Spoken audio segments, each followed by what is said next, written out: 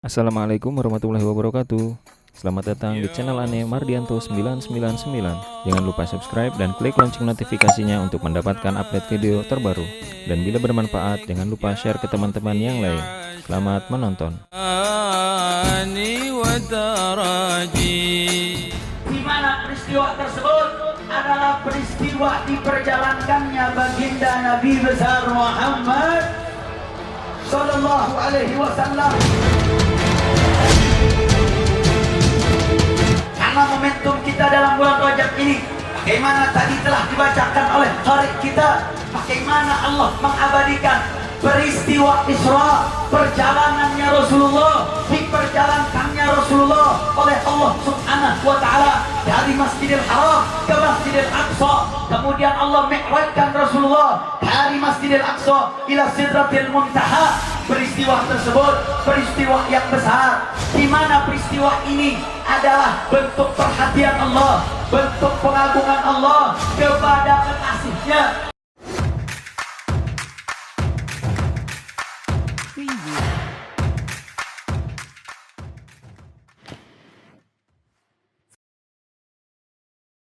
Alamin ibadallah, dalam peringatan malam hari ini kita telah berada di bulan Rajab, bulan yang Allah katakan min ashhuril hurum, di bulan yang dikatakan bulan haram.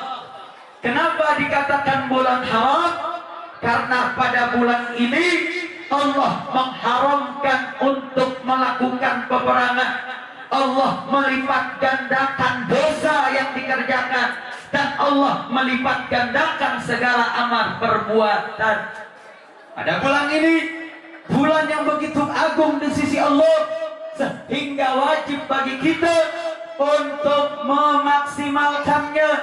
Makanya para alimil ulama mengatakan bulan Rajab adalah syahrullah, bulannya Allah. Kenapa? Karena pada bulan ini Allah agungkan. Dalam bulan ini amal perbuatan dilipat gandakan, begitu juga dosa-dosa yang diperbuat. Dan gak sampai di situ, bulan ini adalah bulan permulaan untuk kita mendapatkan keagungan nanti pada bulan Ramadan. Makanya dikatakan bulan ini adalah bulan kita untuk menanam, bulan Sya'ban bulan kita untuk menyiram, dan bulan suci Ramadan bulan kita untuk memetik. Makanya sekarang kalau pedagang yang mau dagang di bulan suci Ramadan udah pada siapin kain, betul? Betul? Yang mau dagang minyak wangi udah mulai nyetok dari sekarang. Dia siap-siap untuk menghadapi bulan suci Ramadan. Kalau dalam urusan dunia kita sudah bersiap-siap untuk menyambut bulan suci Ramadan, maka pada sepatutnya, sewajibnya bagi kita untuk mendapatkan kemuliaan di dalam bulan suci Ramadan. Kita sudah mulai dari bulan ini. Yang ingin mendapatkan kemuliaan Al-Quran, mulai sejak bulan ini baca Al-Quran. Yang ingin dimudahkan untuk sholat malam, mulai dibiasakan sholat malamnya, sholat duhanya, sholat sunnahnya, sehingga nanti di bulan suci Ramadan kita akan memperoleh keagungan yang besar dari Allah Subhanahu wa Ta'ala. Insya. Kira-kira siap mulai ibadah di bulan Rajab? Siap banyak ibadah di bulan Rajab? Siap banyak mendekatkan diri kepada Allah di bulan Rajab? Betul. Takbir. Sallu ala Nabi. Makanya saudara, pada bulan ini terjadi satu peristiwa besar, yang mana peristiwa tersebut diabadikan oleh Allah, yang tadi suratnya dibaca oleh salah satu qari kita, di mana peristiwa tersebut adalah peristiwa diperjalankannya baginda Nabi besar Muhammad Sallallahu Alaihi Wasallam, yaitu peristiwa Isra Mi'rajnya Rasulullah, peristiwa perjalanan yang agung, peristiwa perjalanan yang besar. Bahwasanya peristiwa ini adalah salah satu dari 3 peristiwa yang sangat besar dalam perjalanan dakwahnya baginda Nabi besar Muhammad Sallallahu Alaihi Wasallam. Ada 3 saudara. Yang pertama yaitu peristiwa yang besar di dalam dakwahnya Nabi adalah bi'tsahnya Rasulullah. Kadio. Kira-kira bisa tertib tidak? Bisa tertib tidak? Siap dengar ceramah? Siap dengar ceramah? Kita doain yang dengar ceramah rezekinya lancar, keluarganya berkah, ilmunya manfaat. Tapi kalau yang nggak dengerin rezekinya mampet, hidupnya susah. Amin ya Rabbal. Hati bulan Rajab Habibiyah yang aminin tuh. Tuh berisik lagi, kadia lagi. Kedenger kadia, jangan kasih tuh. Siap lanjut? Siap lanjut? Takbir! Takbir! Sallu ala Nabi. Ada 3 peristiwa istimewa yang cukup berpengaruh dan sangat berpengaruh di dalam dakwahnya Rasulullah. Yang pertama, peristiwa diangkatnya Rasulullah, didakwahkan menjadi seorang nabi dan rasul. Peristiwa ini begitu menggegerkan warga kafir Quraisy, begitu menggegerkan warga Quraisy, sehingga peristiwa ini peristiwa yang besar di dalam perkembangan dakwahnya Rasulullah. Yang kedua, saudara, yaitu peristiwa yang saat ini sedang kita akan rayakan, yaitu peristiwa Isra Mi'rajnya baginda Nabi besar Muhammad Sallallahu Alaihi Wasallam. Dan yang ketiga, hijrahnya Rasulullah. Yang akan saya bahas peristiwa yang kedua, saudara, karena momentum kita dalam bulan Rajab ini, bagaimana tadi telah dibacakan oleh qari kita, bagaimana Allah mengabadikan peristiwa Isra, perjalanannya Rasulullah, diperjalankannya Rasulullah oleh Allah Subhanahu wa Ta'ala dari Masjidil Haram ke Masjidil Aqsa. Kemudian Allah mi'rajkan Rasulullah dari Masjidil Aqsa ila Sidratil Muntaha. Peristiwa tersebut peristiwa yang besar, di mana peristiwa ini adalah bentuk perhatian Allah, bentuk pengagungan Allah kepada kekasihnya. Karena pada saat itu Rasulullah Sallallahu Alaihi Wasallam sedang mendapatkan kedukaan, yang mana tahun itu dikatakan Amul Huzun, tahun kesedihan. Kenapa? Karena ada 2 orang yang sangat berpengaruh dalam dakwahnya Nabi. Pertama, paman beliau, yaitu Abu Talib, yang senantiasa menjaga Rasulullah. Ketika ada Abu Talib, nggak ada yang berani kafir Quraisy menyentuh kulit Nabi. Tidak ada yang berani mengintimidasi Nabi. Kenapa? Karena mendapatkan perlindungan dari sang paman yang saat itu merupakan pimpinan di kalangan Quraisy, saudara. Nggak sampai di situ.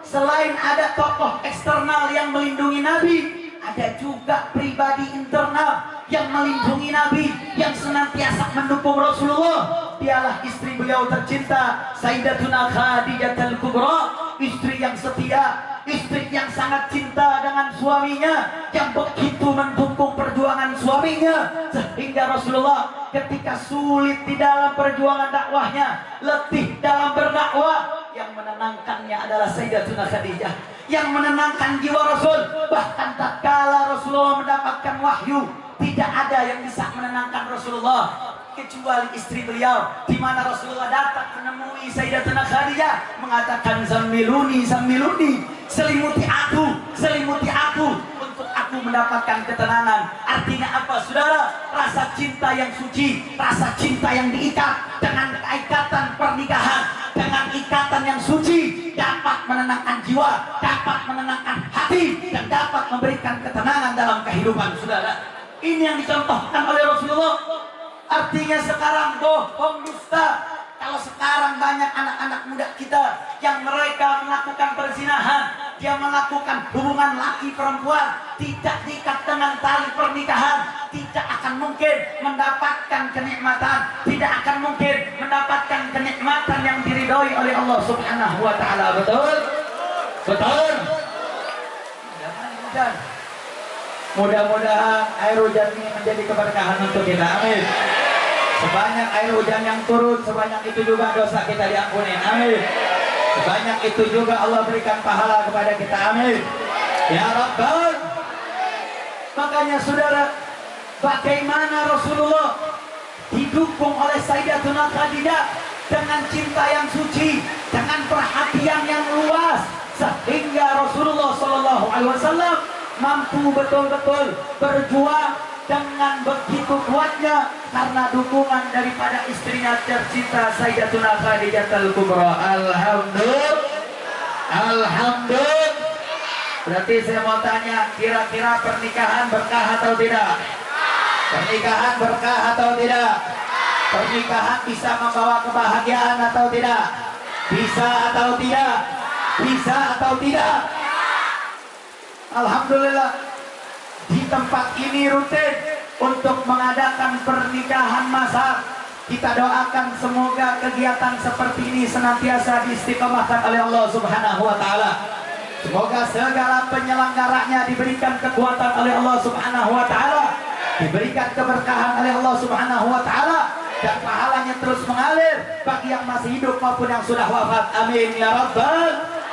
Artinya saudara, jangan lagi kita pernah berpikir untuk mendapatkan kenyamanan, untuk mendapatkan ketenangan dengan cara yang diharamkan oleh Allah. Betul?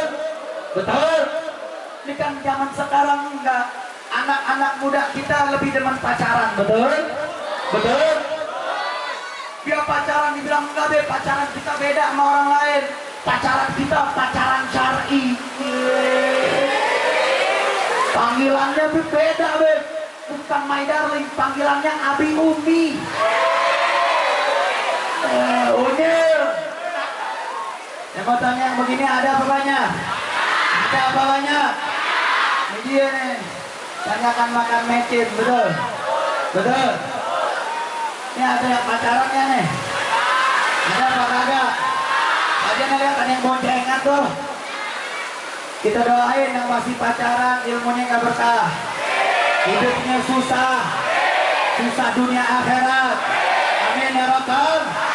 Tapi kalau yang mau nikah nggak pacaran, mudah-mudahan ilmunya berkah, rezekinya lancar, hidupnya mudah.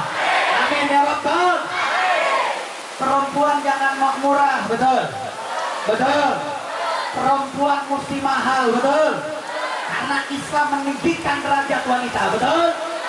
Jangan mau direndahkan cuma gara-gara dikasih bunga. Wahai seorang wanita, wajahmu seindah bunga mawar. Gara-gara dikasih bunga, perawannya dikasih. Kacau atau tidak? Kacau atau tidak? Saya mau tanya, perempuan kayak begini pintar atau bego? Pintar atau bego? Lu juga jangan ngasih-ngasih bunga loh. Kira-kira perempuan siap jadi perempuan yang terhormat, siap jadi perempuan yang menjaga kehormatan, siap menjaga etika, siap jaga syariat. Takbir, takbir. Udah nggak usah pakai pacaran-pacaran, tungguin aja pernikahan massal, betul? Betul. Nggak usah mikirin masalah nikah, rezeki Allah yang siapin, betul? Betul. Cacing aja dalam tanah dapat rezeki, apalagi manusia, betul? Betul. Kira-kira yakin tidak sama Allah? Yakin atau tidak? Yakin atau tidak? Buru kawin. Nah, dengerin Ustaz akhir zaman, bentar lagi akhir zaman. Buru kiamat ente.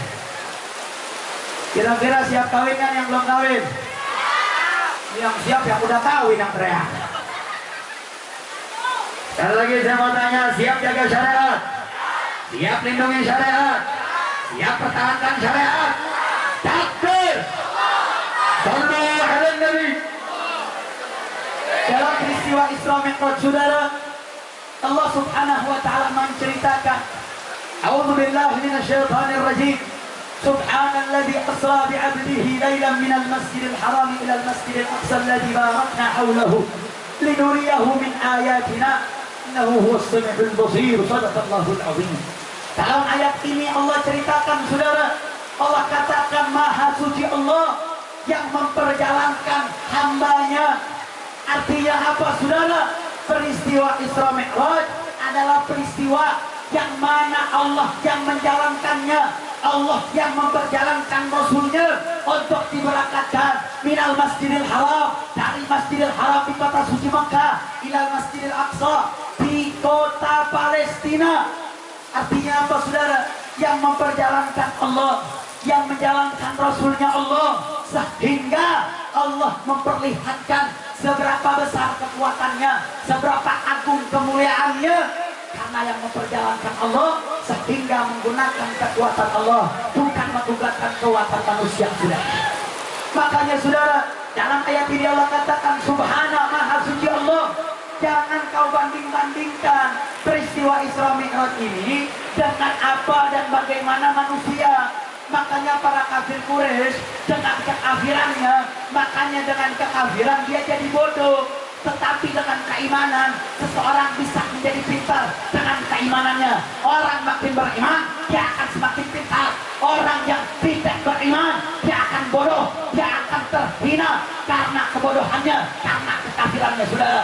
Makanya saat itu Abu Jahal dia membanding-bandingkan kekuatan manusia yang melakukan perjalanan dari Mekah ke Masjidil Aqsa di Palestina itu harusnya 1 bulan, nggak bisa 1 malam. Sedangkan Rasulullah menceritakan, aku diperjalankan cuman sebagian malam saja. Makanya disebut Subhanalladzi asra bi 'abdihi laila. Kalimat asra itu sudah ada makna malamnya, tapi kok Allah sebut lagi laila, artinya apa? Bahwa peristiwa ini hanya terjadi sebagian malam saja. Dan yang memperjalankannya adalah Allah. Kekuatan Allah maha kuat, Allah maha mampu, Allah sangat bisa untuk memperjalankan hambanya. Betul? Betul? Saya mau tanya, Allah maha kuat tidak?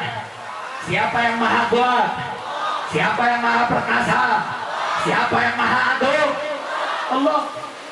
Ketika Allah memperjalankan hambanya, Allah maha mampu, Allah maha bisa. Makanya jangan banding-bandingin dengan kekuatan manusia, saudara.